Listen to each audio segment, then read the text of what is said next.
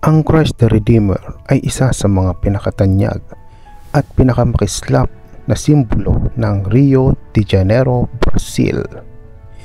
Ipinatayo ito noong 1931 bilang pagkilala sa kagandahan at kahalagahan ng Kristyanismo sa lungsod at sa buong mundo.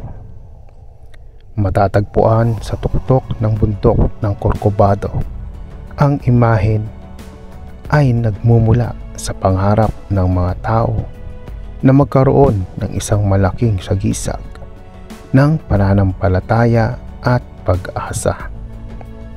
Sa taas na 30 metro, bumabangon ito sa langit na tila nagbibigay buhay at nagpapadama ng kapayapaan sa bawat tumitingala rito.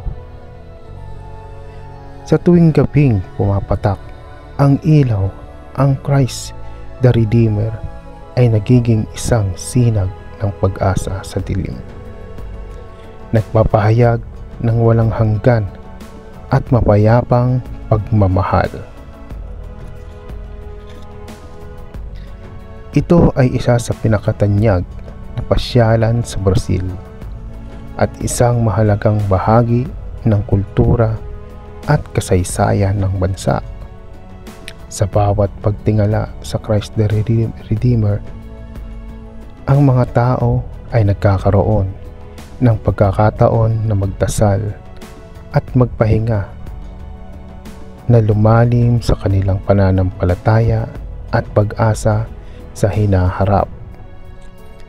Mabuhay ang paglalakbay!